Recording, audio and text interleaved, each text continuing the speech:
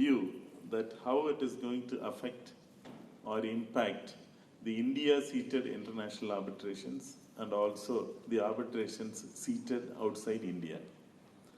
So in this context, we should first, once again, understand that most of the activities which happen in the domestic arbitrations will happen in the India-seated arbitrations.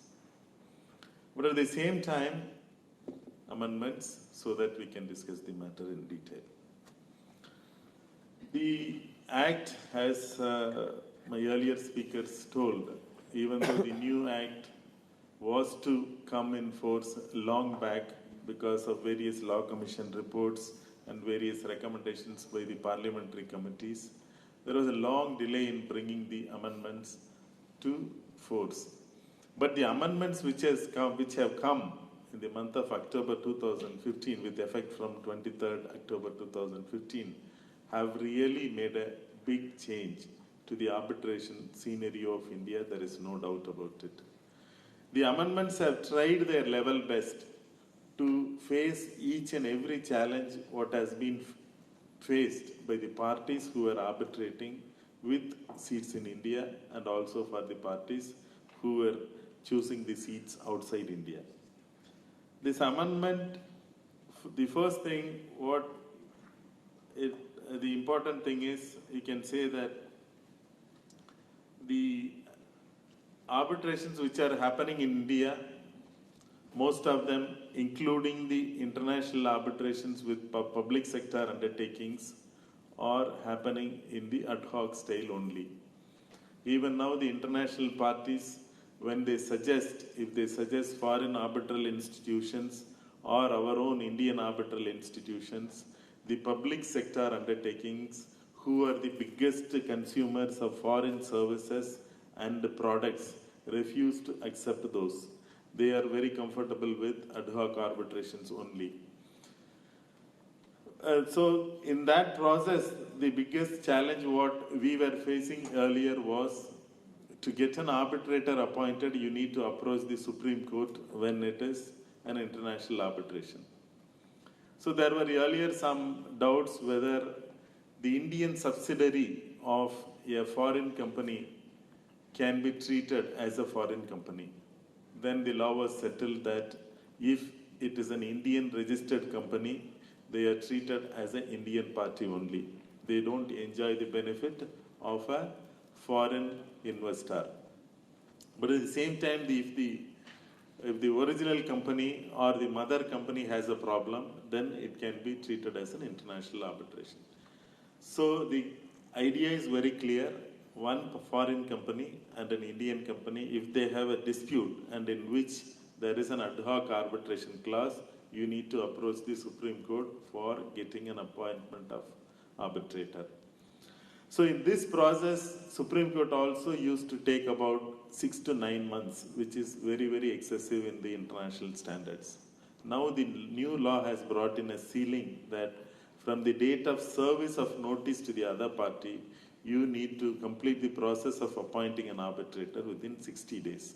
This is almost equal to any, you can say, international institutions also normally takes this kind of a time. So that matches with the requirement of the community.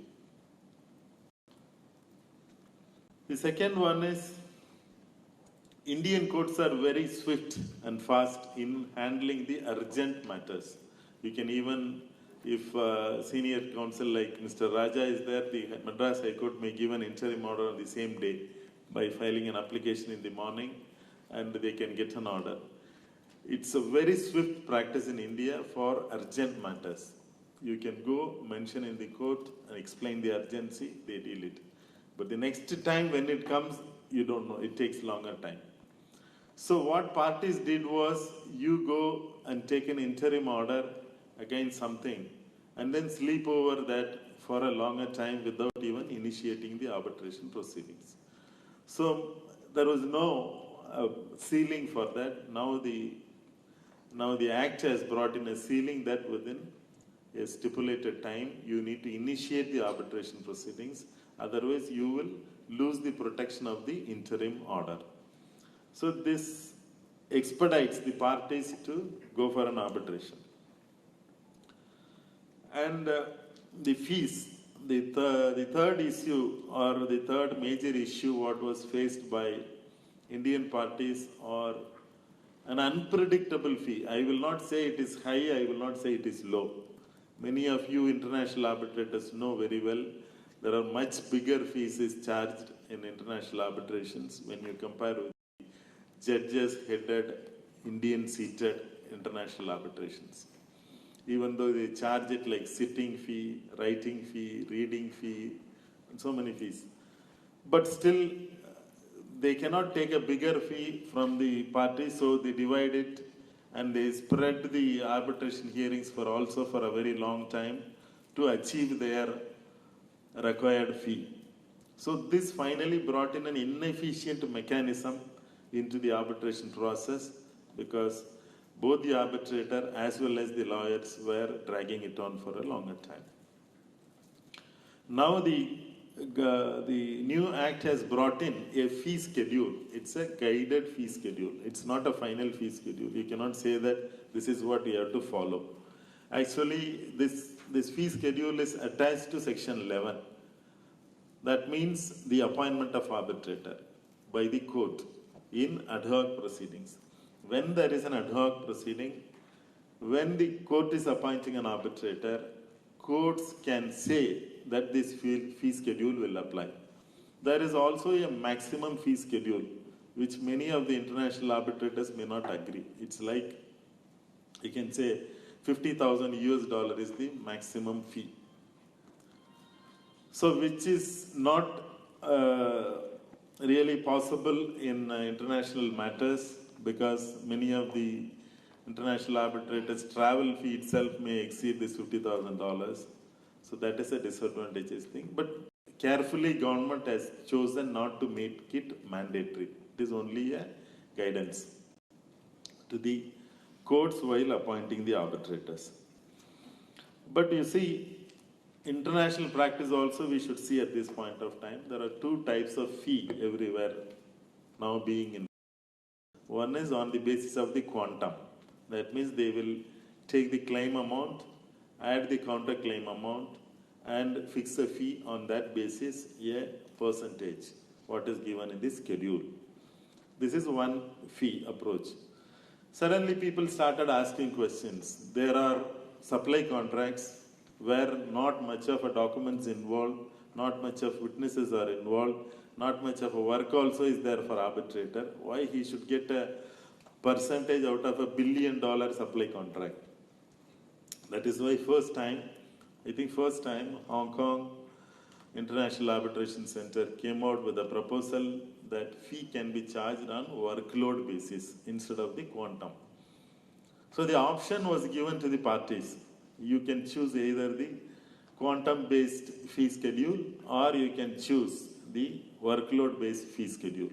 Now, many of the international arbitration institutions also follow the same style. They give you the two options. So we can also, in Indian institutions, we can follow that. And another very important thing is, the government has not forced the arbitral institutions to follow the fee schedule.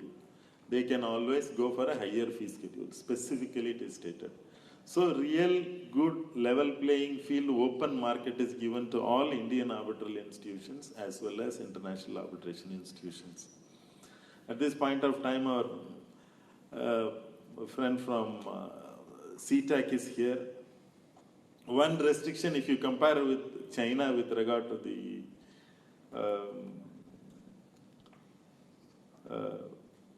practice of allowing international arbitral institutions into your nation. India is open than China because China doesn't allow foreign arbitral institutions to administer arbitrations in China. That means that ICC, even though they have an office, it's only a liaison office. They cannot administer arbitration judgment allowing an ICC award which was administered and given in China to be enforced in India, but still law is not settled, government is not ready to allow. China has about 100 plus arbitral institutions, out of which CTAC is the biggest arbitral institution. But India is open for all. CTAC also can come and open. SIAC also can practice. ICC can practice. Even many of our big people, big companies want to choose international arbitral institutions to administer India-seated domestic arbitrations also. So the market is very fertile. Everybody can use. At least I can appreciate that everything is open. So nobody can say that there is an unacceptable restriction.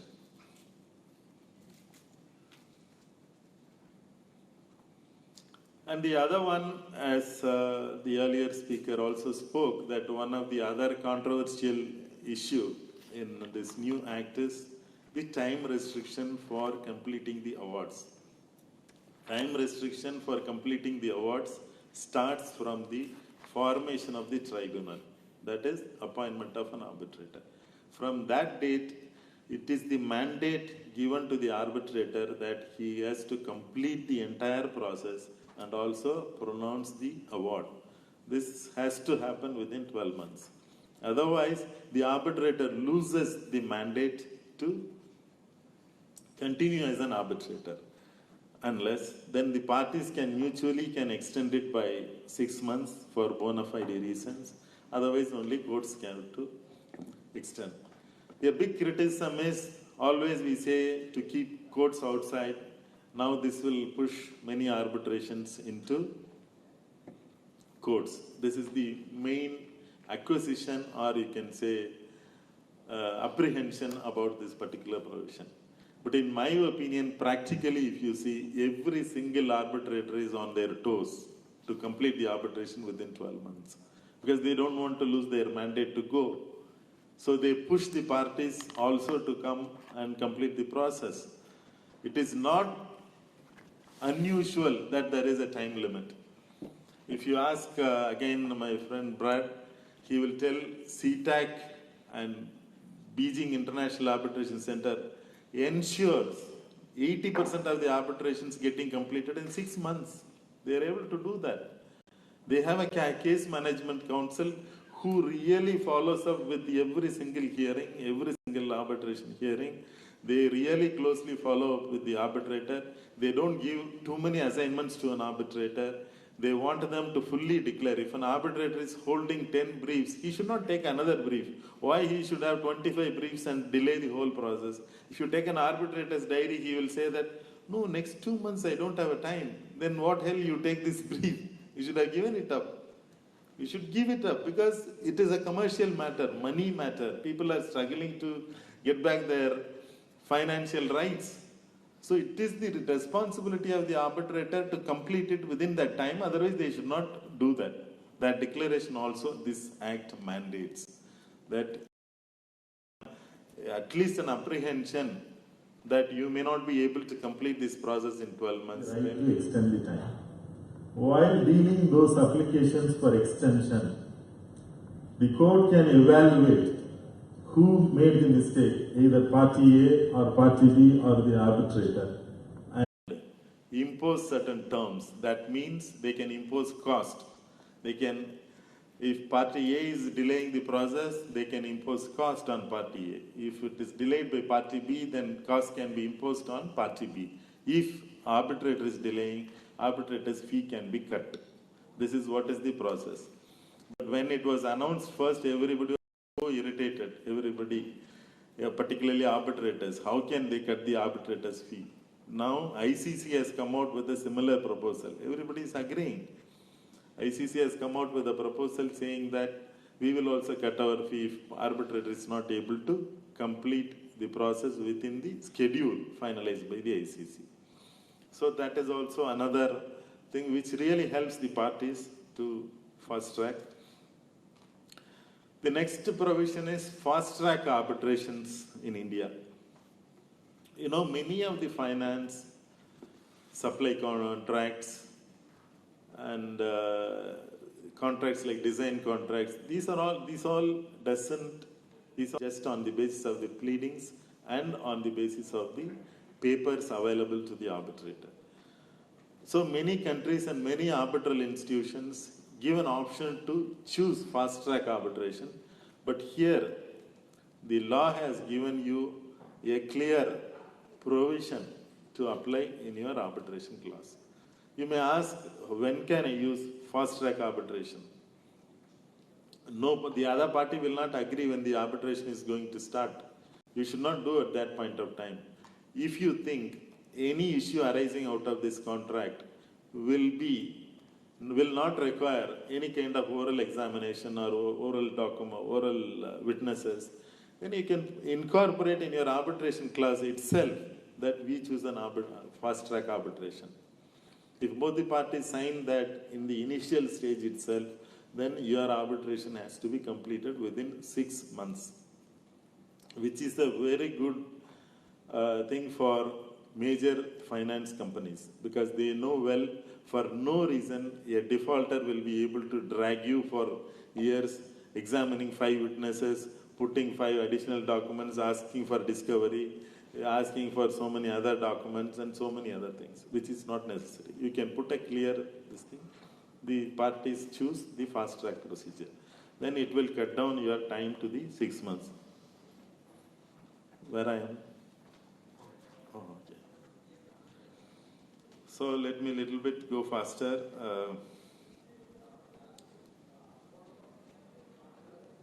I will skip certain things what senior Mr. Raja told.